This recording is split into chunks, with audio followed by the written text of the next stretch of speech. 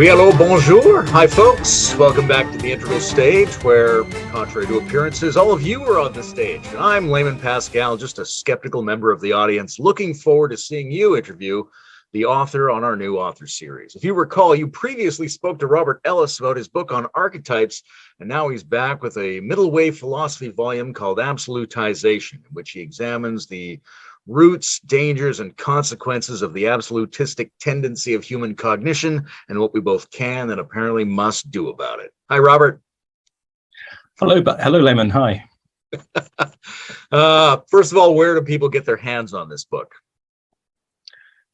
Well, the best way to, or rather the cheapest way to acquire it is from the publisher's website. So the publisher is Equinox. So if you search Equinox, you'll find their website. And if you order the book directly from them, you can get a 25% discount if you put in the code religion when you check out. Beautiful.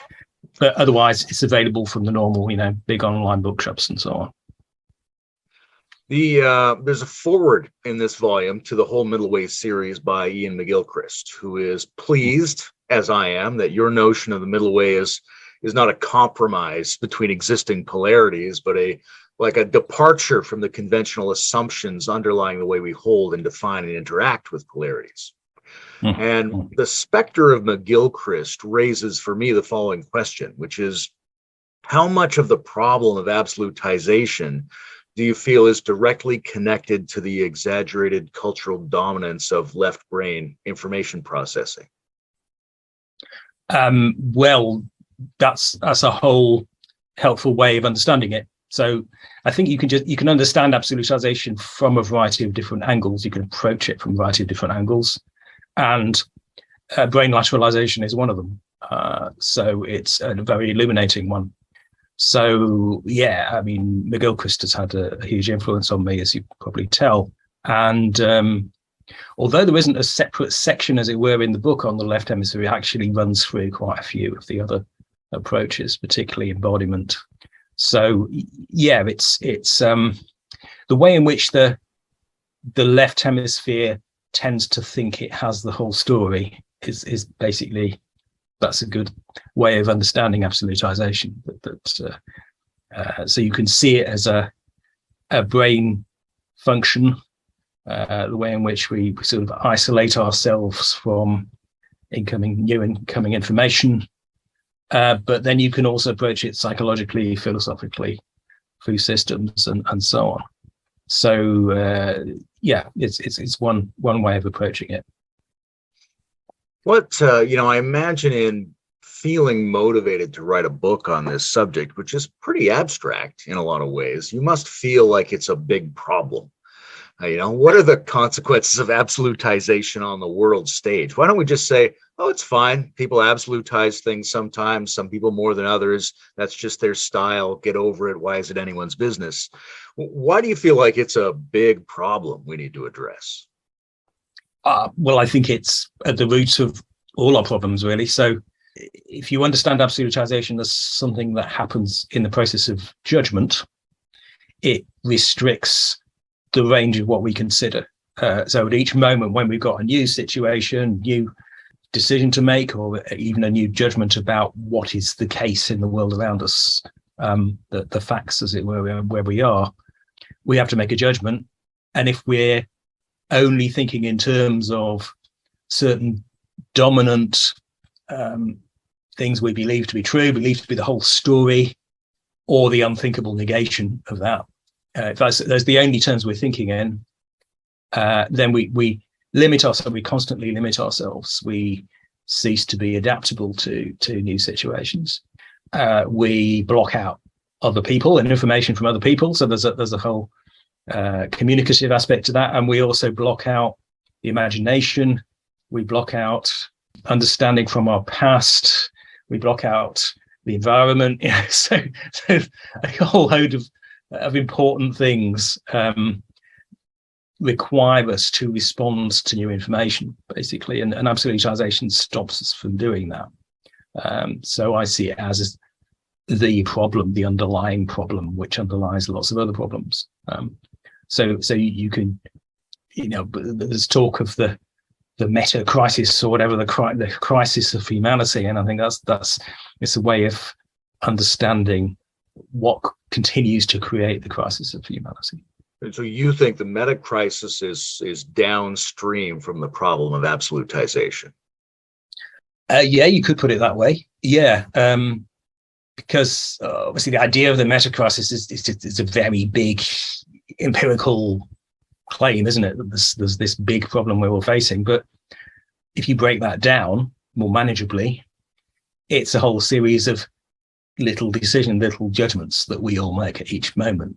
So I like to approach that practically, think about how we operating each moment, which will make a difference, and if we can identify what we might be doing wrong at each moment, then we get some much clearer idea of the direction of avoiding absolutization. For me, there's a kind of ambiguity around whether this is a discussion of switching thought strategies or whether it's a discussion about developmental complexity, right? Because one way to talk about stages of human cognitive development is to say, well, there's an appropriate level that maybe we hope children go through where they're kind of absolutistic, dogmatic, and totalizing in their thinking. And it takes however long it takes to go through that stage properly. Now, the other way to think about it is absolutization and non-absolutization are just choices everybody has at every moment. So, would you lean more in one way or the other? How do you see those relating to each other? Well, certainly leaning towards the second one, in that I see it as something that happens at each moment. But obviously, the stages we go through make a difference, and they form a background to the judgments we have to make. So, it changes the nature of the absolutizing we might be engaged in. Obviously, yeah, as you suggest, it's harder to avoid absolutization when we're younger because we have less experience and there's less range of options to think about. But we are also open in various ways when we're younger, in ways we might not be when we're older. So it's more complex than that, So it's more that we change the sort of baseline, or we change the kind of options that are open to us that we might limit through absolutization, or we might expand to consider. And I suppose if you think in terms of Robert Kegan's stages, which is certainly my preferred developmental stage model, then you can see the movement forward into the third stage, kind of interpersonal stage, as opening up in particular respects, overcoming particular absolutizing limitations, which is really the moving into the impersonal stage somewhere in adolescence usually is about opening up to other people and becoming aware of other people.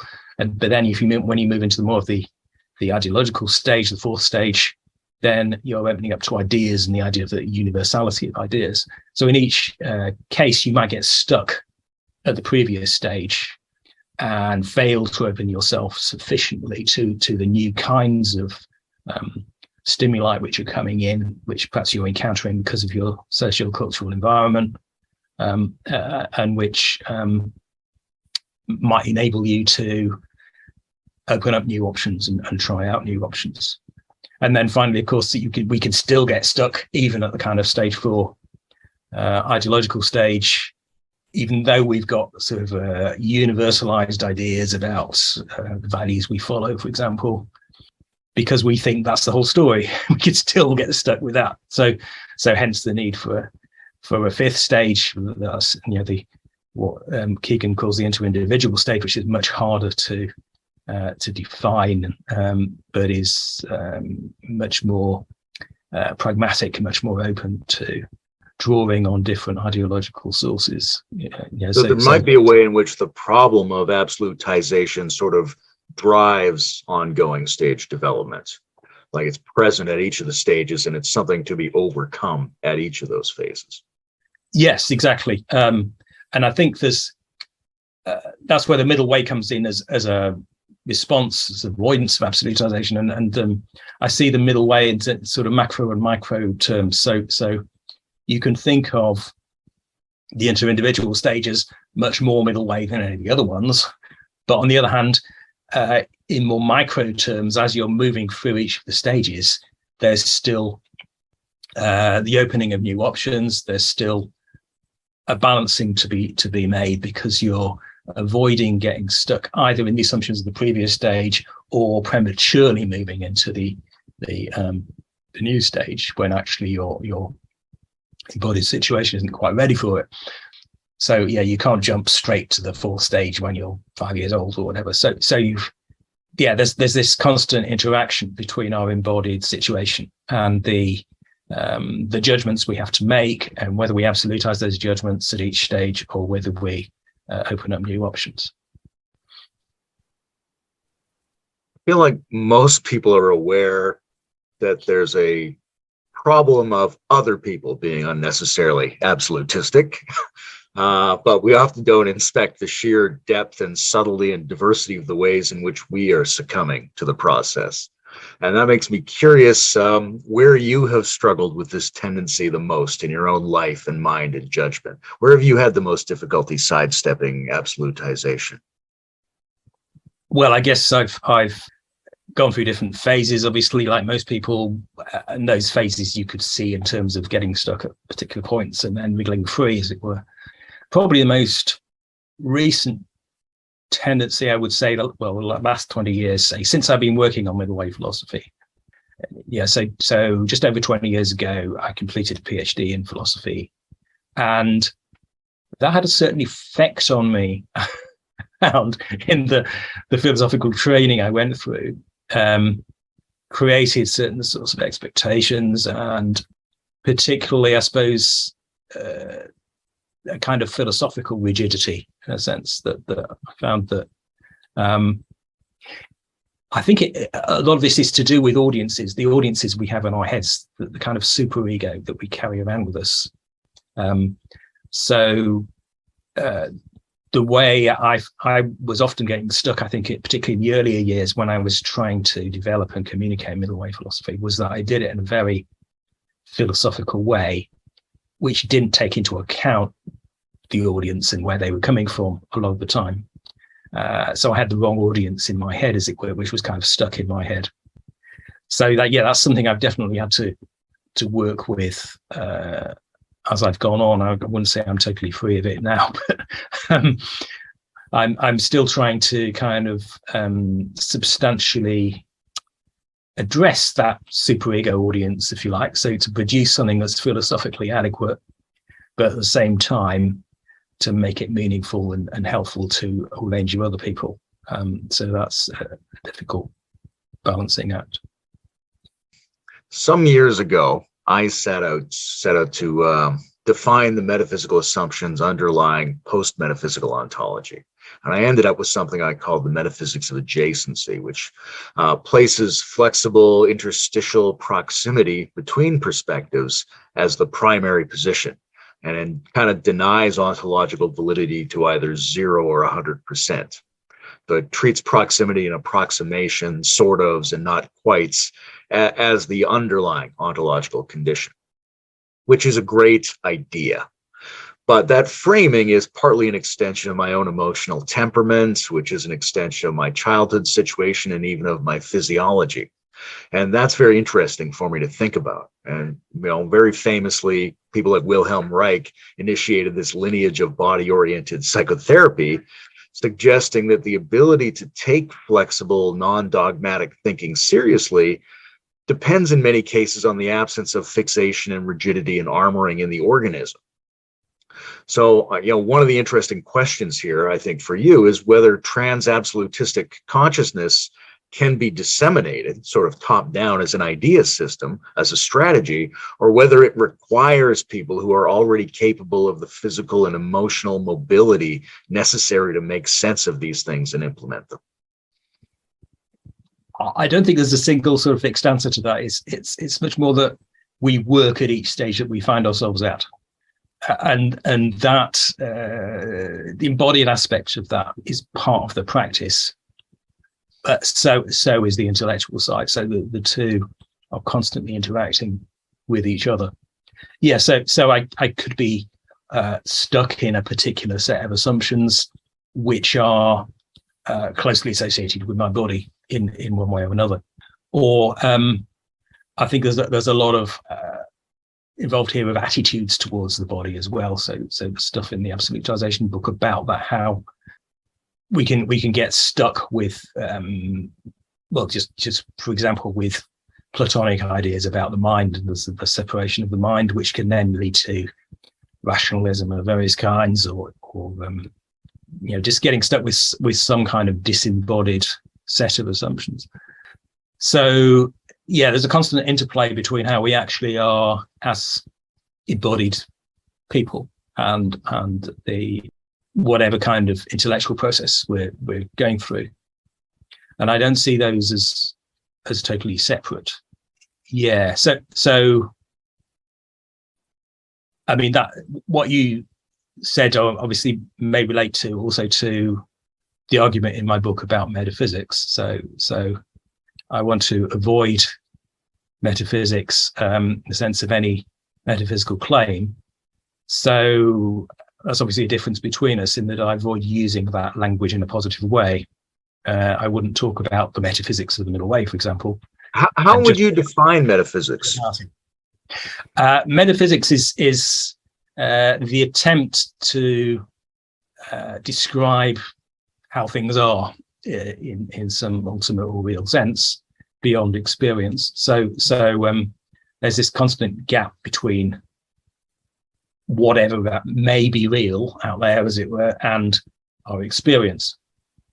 So that's why I think we need to come to terms with not being able to make metaphysical descriptions, which is something that I've tried to make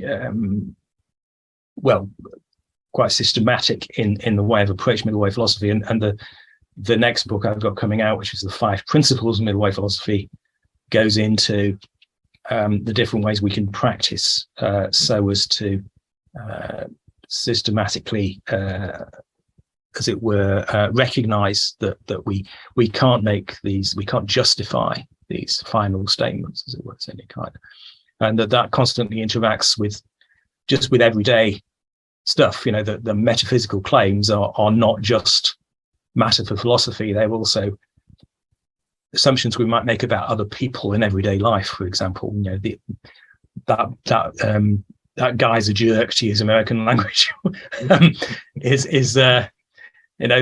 that's pinning an absolute state on that person, an absolute set of assumptions on that person. I'm curious whether there's a difference in the way we're thinking or just in the way we're languaging, because everything you described, like the gap between totalizing descriptions and actual experience, what I call the metaphysics of adjacency is like, that's the metaphysical claim, is that's the reality. So it's like, to me, everything you just said, I'm like, yeah, that describes the metaphysics I'm talking about. But the metaphysics of post-metaphysics, it's inherently ambiguous. Like, is it a way of saying we're not metaphysical, or is it a way of saying not metaphysical has an assumed metaphysics in it? And I'm not sure whether that's just a difference of description or whether there's some underlying distinction. But it might take us, years to figure that out. Well, I think one tends to end up going around in circles if one tries to just get subtler and subtler metaphysical descriptions of how we're not metaphysical. I mean, so I like to approach this from a practical point of view, which is just to say, well, how do we need to judge things? How do we need to change how we judge things?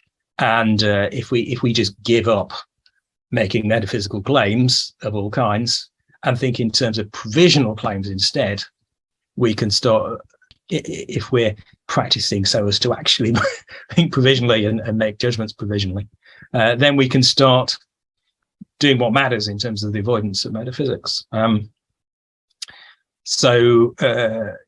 Sometimes this kind of supposedly anti-metaphysical metaphysics just goes around in circles and is just a bit of a waste of time. Other times it can actually be a cloak for more metaphysics and more rigidity.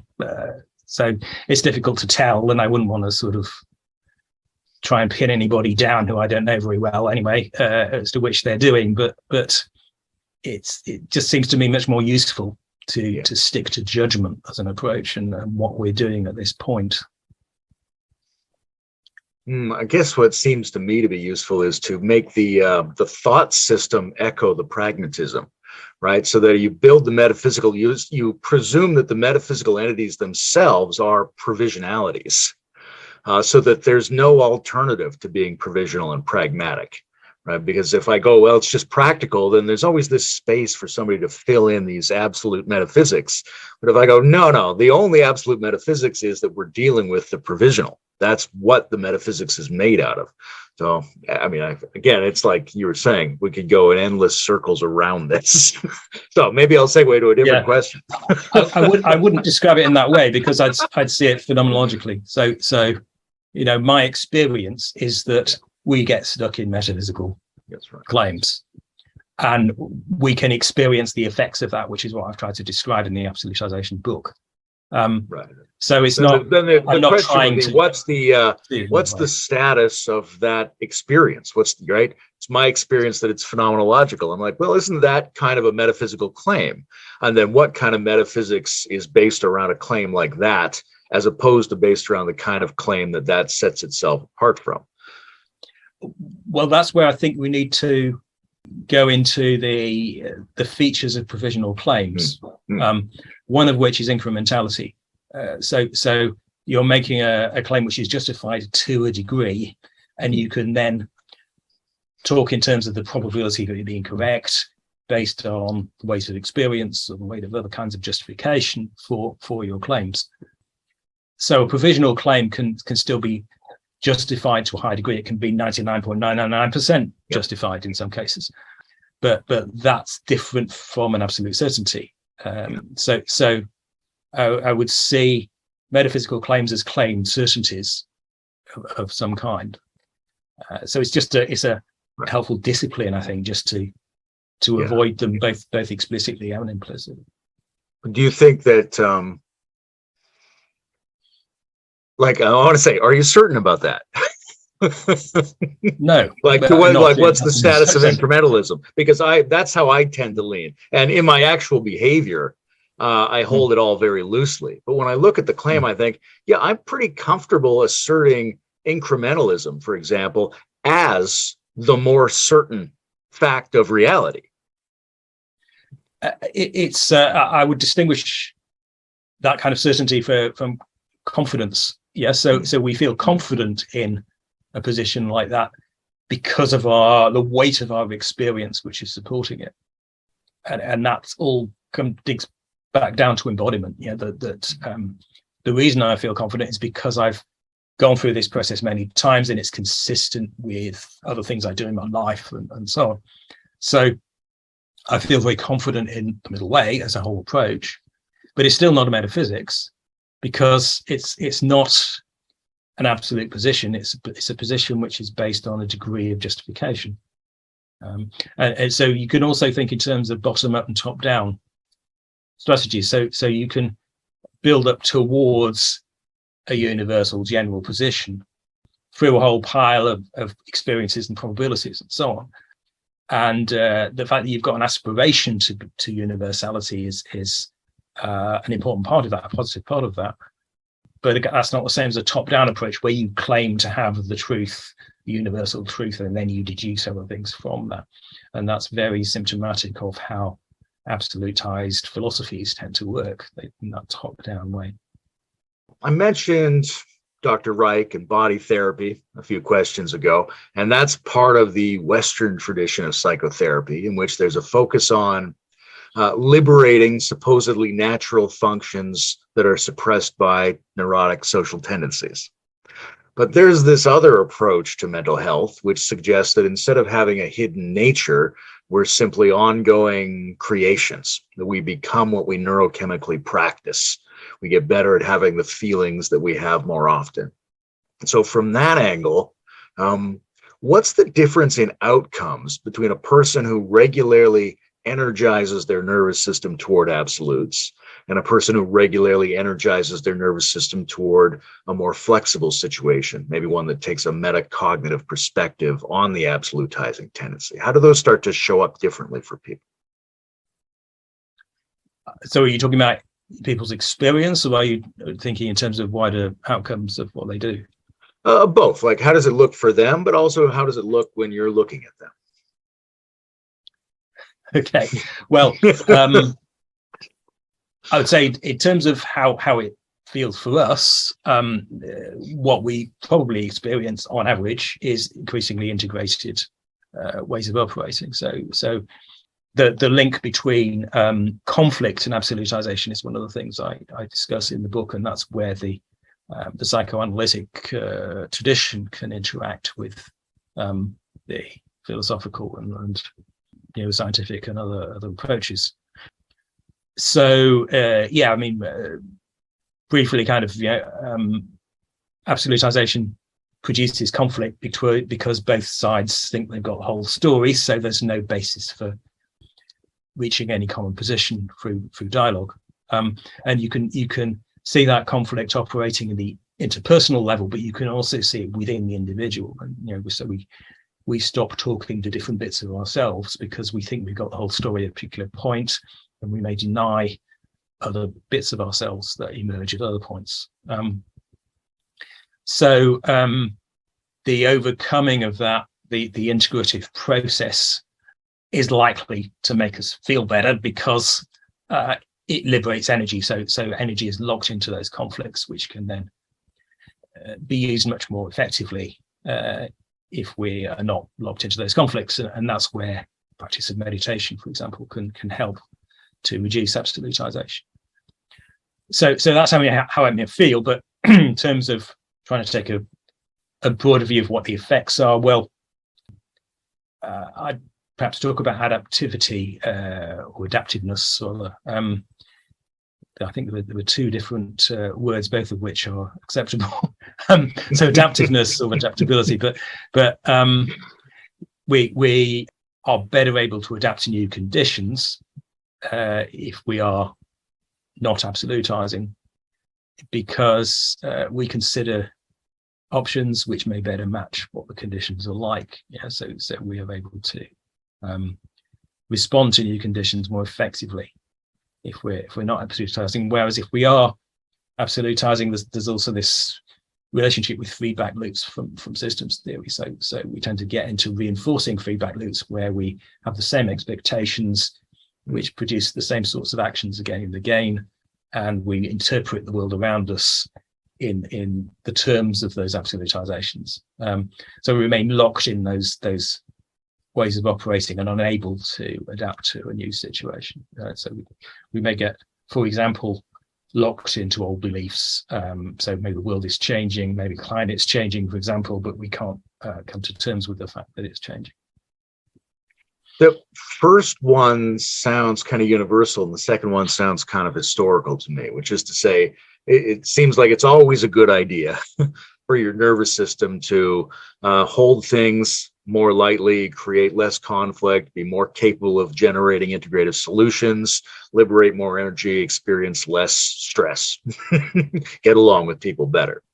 The other one seems like the adaptability-iveness is specific to circumstances in a way, because if human life is the same for long periods of time, as it sometimes has been historically, then being really locked in is not much of a detriment. Like, this is just how things are. But if you exist at a time like this time, where things are changing very fast within generations, the ability to adapt becomes a much more salient survival mechanism than when things are not changing very fast. Do you see this as particularly necessary now, even though obviously it's somewhat necessary at all times?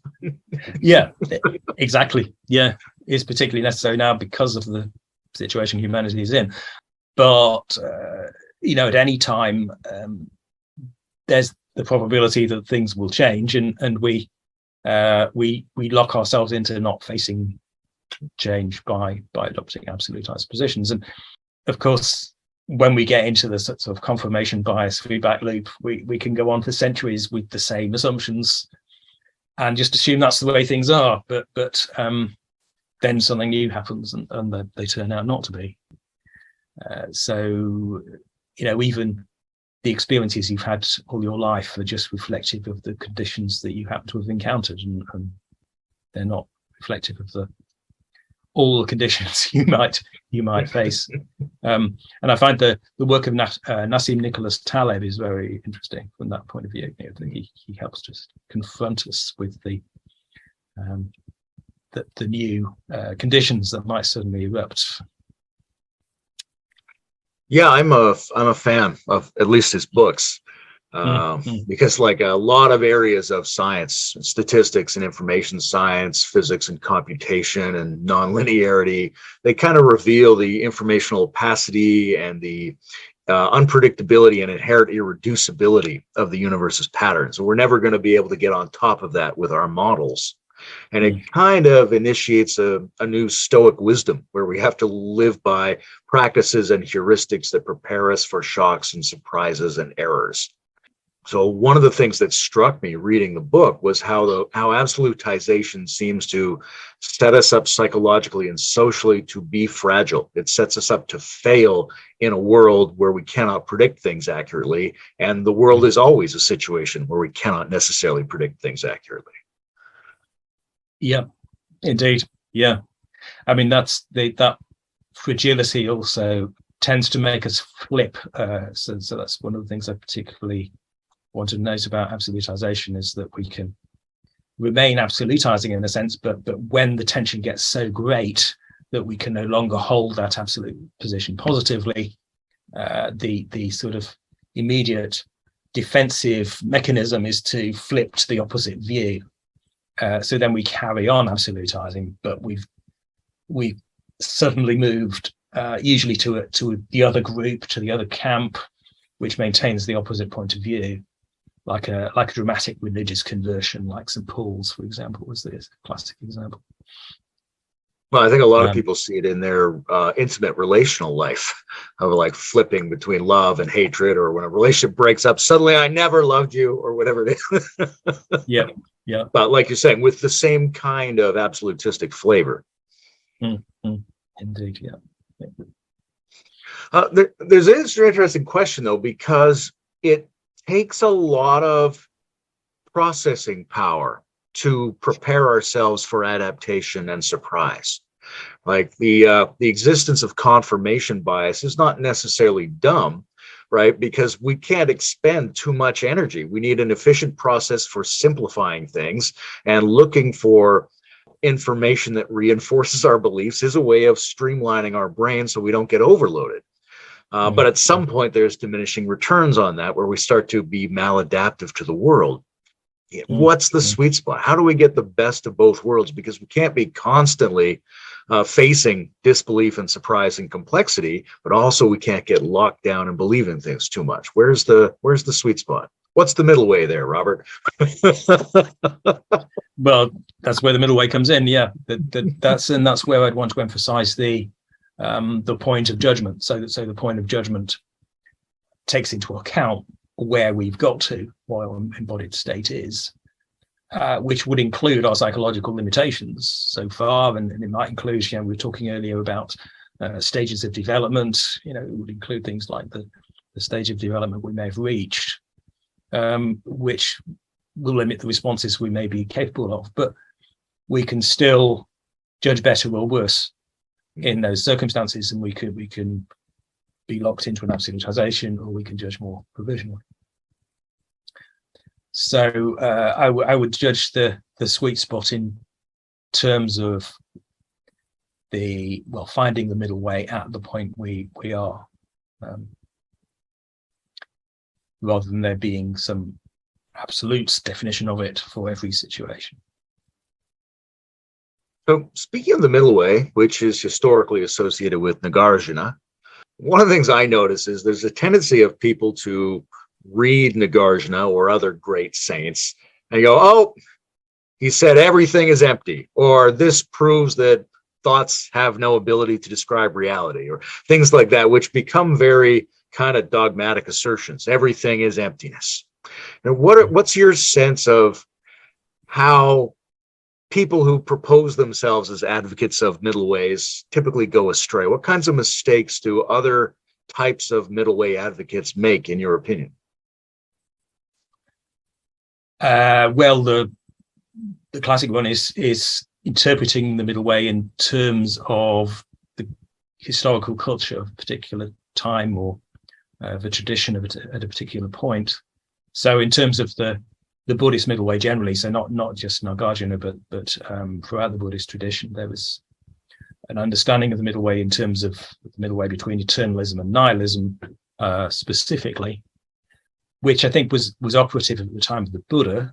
Certainly, that the extremes, or the absolutizations he tended to meet, were those of they were illustrated by the two sides in his early life. So the ascetics and his teachers during his early life, on the one hand, taking this view that there was karma operating in the universe, which determined a kind of cosmic justice, which meant you should work in particular ways which would get you certain rewards. So on the one hand, you've got that kind of absolutization, that kind of metaphysics.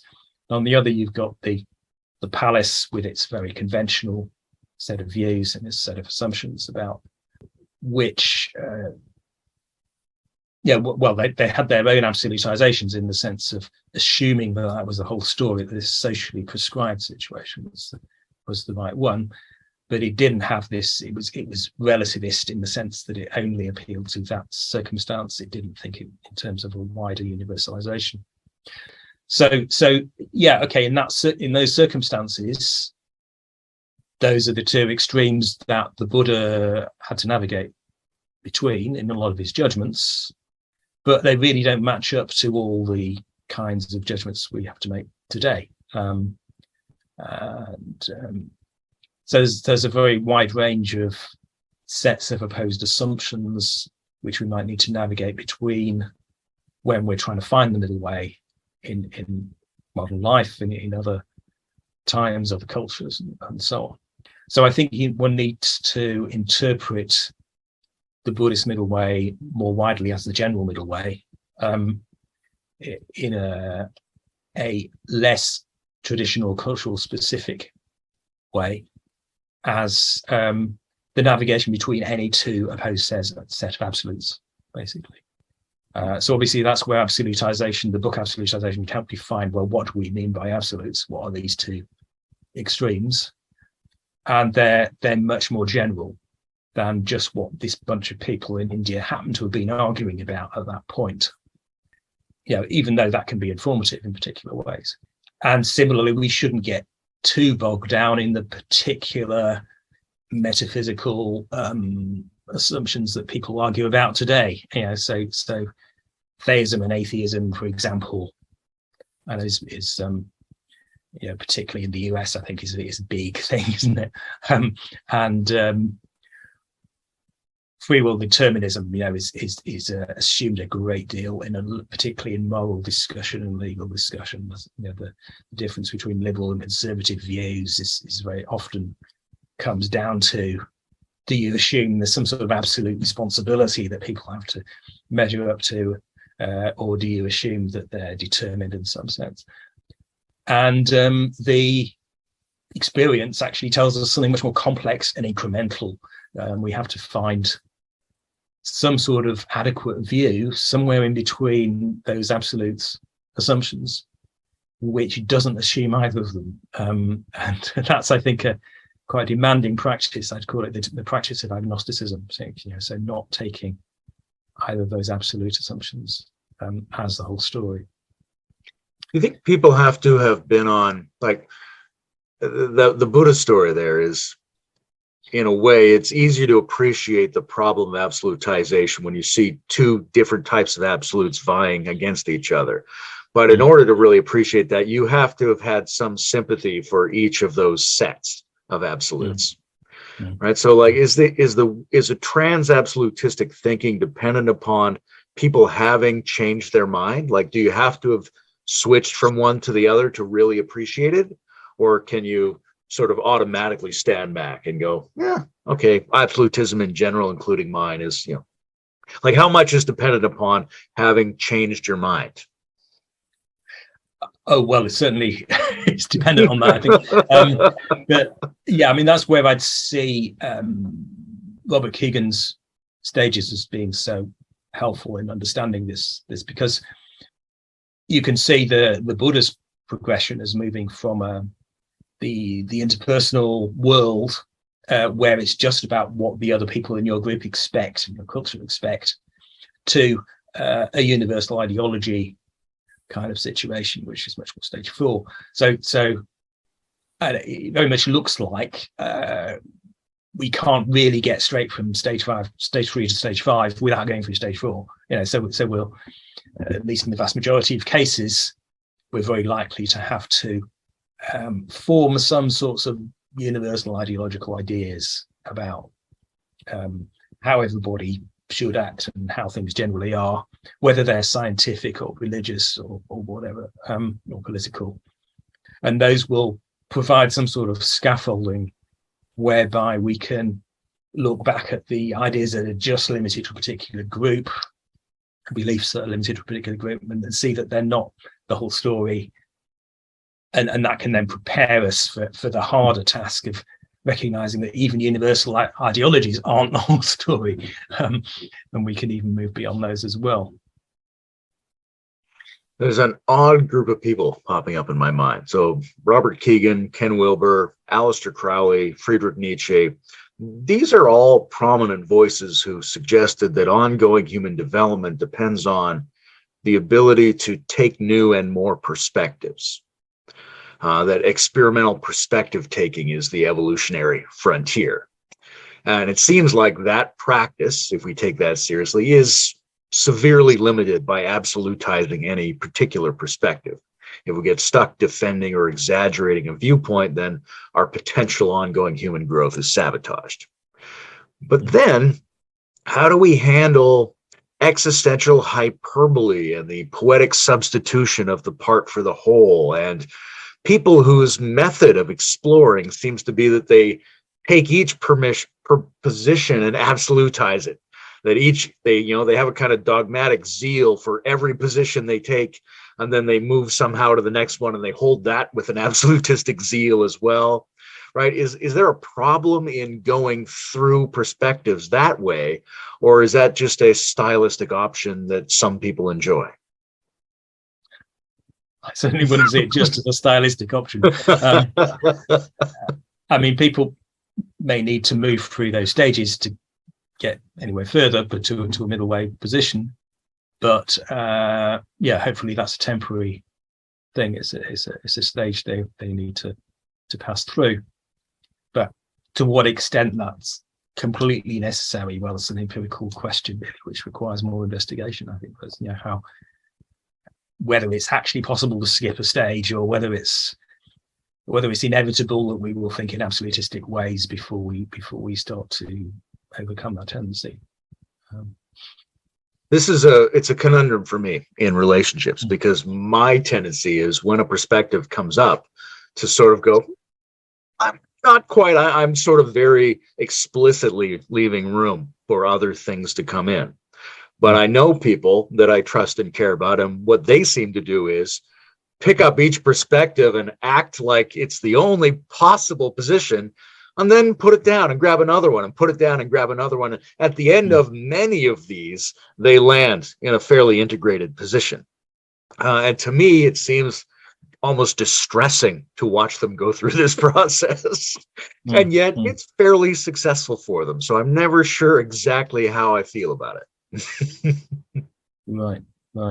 Okay, well, seems quite difficult to tell whether someone's going to end up in a more middle way position at the end, isn't it? Yeah. When they're going through that process. So if they're just going to flip endlessly between different absolute perspectives. Yeah, and it's like that's the warning sign I get up front, and I think it's a reasonable one to have up front. But then after a while, you watch, some people do seem to cycle through a bunch of absolutes, and other people sort of try to be non-absolutistic at each step along the way. Mm-hmm.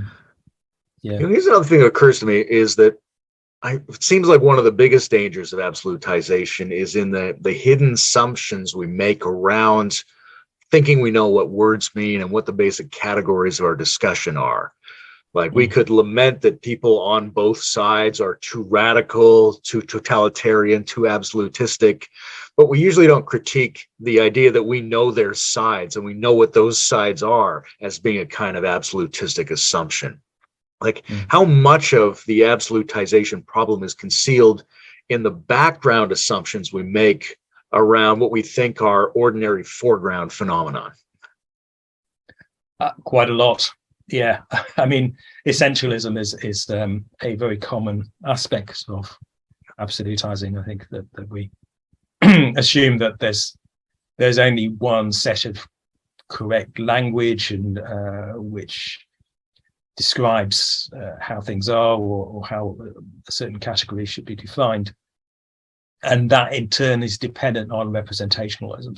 So the assumption that we can describing language, well, the meaning of our language depends on a reality, or at least a hypothetical reality of some kind. So it's that, as I see, is the more basic problem there. And metaphysics depends on representationalism. So that's one of the basic problems of metaphysics and why metaphysics is so unhelpful. Do you think absolutization is ever justified as a motivational tool? Like if you have to get people to do something, that maybe giving them no additional cognitive options, just like this is the only situation and we all have to deal with it right now. So let's just believe, at least for now, that it's total. Is that justified, or is there always going to be a problem somewhere down the road from doing that? I think there are situations where it's justified with a context that is not absolutized.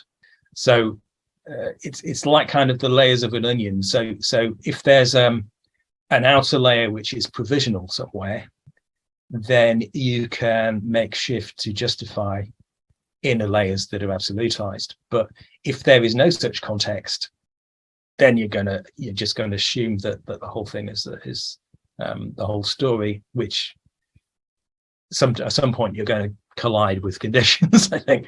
I mean, that's where obviously you get into kind of utilitarian reasoning and the end justifying the means and that kind of stuff. And I think sometimes the end does justify the means, but it's much more likely to work to adopt that kind of strategy if you still have in mind the possibility of other ends or other means. So if you have a wider set of possibilities in mind, which you're considering while you do that. And that's particularly going to be the case, if you're engaging in, immoral, what people would often regard as immoral activities and break common moral rules, like you're killing people and stuff like that. And you've got to be really careful with that context, that you've got enough of a context to justify it. In the metaphysics of adjacency, which we don't have to call a metaphysics, there's no completely closed boundaries, and it's based on a kind of gradient, an ontological gradient. So for me, for example, it's not absolutely true that 1 + 1 = 2, but it's maximally true. It's more true than any other comparable statement on the subject. But I often have to deal with people who give me a bit of flack on that, because there's a lot of people who feel like, sure, when it comes to statements of fact, when it comes to statements of religion, there's a lot of gray area. But when it comes to math and geometry and logic, don't we have some absolute proofs, Robert? How do you deal with absolutization in those kind of purely syntactical domains? And are those dangerous or not dangerous? Again, it depends on the context. So if you understand maths as a tool which is in a wider provisional context, then fair enough. But if you think maths is the whole story, then that becomes a problem, yes, potentially. And I mean, there is always a context to put maths in, I think, particularly in terms of the meaning of numbers and the ways that numbers depend for their meaning on their relationship with objects in experience. So I could refer people there to there's a book by Lakoff and Nunez called Where Mathematics Comes From, which explains in full how mathematics depends on embodied meaning, how the terms used in mathematics depend on that. So the dangers, I think, arise when people believe that mathematical terms have this representational relationship with realities in the universe, and that takes you to kind of Platonic metaphysics, which comes along with the mathematics. But there's nothing wrong with mathematics, obviously, when it's contextualized without that kind of set of assumptions attached to it. What about the argument that when people treat Platonic or mathematical truths as transcendental ideals, that they're able to, that in an embodied practical sense, they get access to a certain contemplative enjoyment of that beauty, which has the ability to transform and change them, but they can only access it by believing in the abstract objective totalization of those truths. I wouldn't agree that they have to believe in it. So that's where the distinction between meaning and belief comes in, which I think is very important. And that relates to our previous discussion in the previous podcast about my book about archetypes. So I would argue that people can use absolute concepts of all kinds, including mathematical ones, or God is another big one, in a way that is archetypal, which provides a constant renewed source of inspiration through symbols which are associated with that archetypal function. But there's no requirement for that meaning to continue to inspire us and for us to keep coming back to it practically and draw from it. That doesn't require us to believe anything, particularly in an absolute sense, about that object. So there's a distinction there, for example, between God as an archetypal source of inspiration, which is just God. You don't have to make any statements about God. You don't have to say God exists or God created Jesus as his only begotten son or anything of that kind. You just have to relate to the concept in a way that sparks your imagination or which connects with your motivations. Yeah, I agree with that. And the reason it comes up for me is because I run into it a lot. Like I think of quotation marks as amplifiers rather than as subtractors, right? That the intercontextual wiggle room makes it more potent. But when people come to me, because I deal with a lot of spiritual communities, and they want, well, aren't you really undermining the absolute? Don't we have to fundamentally connect to the absolute? And aren't you subtracting something with your quotation marks? And I want to say, no, what I think is there's an underlying anxiety there that we're going to lose access to this potency if we stop believing that it truly is an overwhelming fact. But I don't think that's the case. I think for a relaxed, cognitively active human being, you can access that same potency and perhaps even more intensely by not being trapped within the belief structure. Yeah. And that may be one of the big things involved in moving on from a kind of ideological mindset that assumes that we've got to be anchored in some way to a set of absolute beliefs and that must be true and that then justify everything else. So there's a kind of letting go of a certain anxiety there, I think, that we need to engage with. Ideology and belief are kind of murky in some ways. Like, you never know. If somebody says they believe Jesus is Lord, do they believe that, or do they believe it's important to say that? You're not sure which one it is. I was reading a thing, I think it was in Alexander Bard text. It was about two British guys who joined ISIS. And they ended up being involved in all kinds of atrocities. And there was a British security report that was done that showed that the last things they did was, in England, was order Islam for dummies and the Quran for beginners online. So there's this notion in which, like, we act like they were fundamentalist believers, but actually they didn't really know anything about that religion at all. So there's this question about whether, because we often say, well, there's a totalizing belief structure that leads to this bad behavior. But it's also quite possible that there's a totalizing behavior that opportunistically takes advantage of apparent beliefs. So, like, how do you think of that interaction? Well, I mean, the beliefs that actuate people or motivate them may not be the most obvious ones. So they could be, conceivably, as in your example, involved in an organization that has a strong set of ideological beliefs, but those are not actually the ones that motivate them, but they still behave in a way that's compatible with that group. Perhaps it's just the group norms that really they're absolutizing, just keeping the boss happy, for example, maybe been more important to them than following what the Quran says. So in that case, it's what the boss says the Quran says that's important rather than what the Quran actually says. And I mean, that's where relating absolutization to people who are, well, have very extreme judgments, shall we say, but are not obviously ideological. So people like Donald Trump, for example, but you have to be more flexible in terms of trying to understand, well, what is motivating him, what are the absolutes he works on, what are his assumptions, and those seem to me to be much more about himself and a view about himself than anything else, as far as I can gather, rather than a particular absolutized ideology. Yeah, I think to me that's one of the really valuable things about this book, is that it takes a richer look at the problem. Because there's a tendency in, let's say, modernity of people who think, well, we're rational, informed people, and here are all of these absolutistic fanatics who clearly have been given the wrong ideas and now believe them, right? They are just hardware programmed by the Quran or the Bible or whatever it is.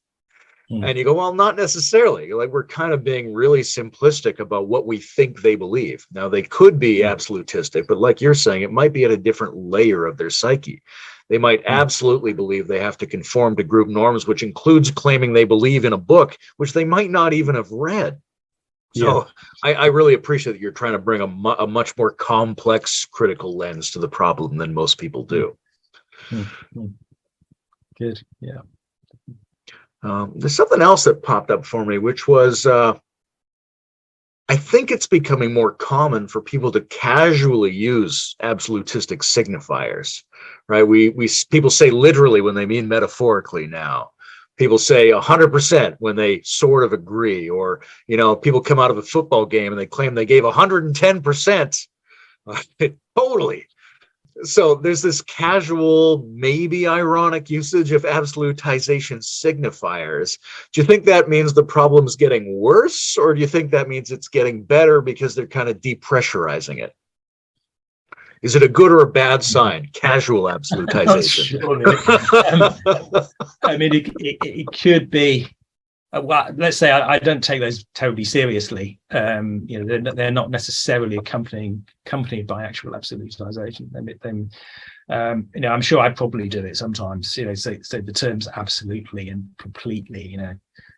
I mean, I try to avoid it, but I guess sometimes somebody says, "Do you agree with that?" And I say, "Absolutely," probably off the top of my head. And so I'm sure everybody does that because it's part of the cultural usage of language. But what I mean when I say absolutely is I agree with you.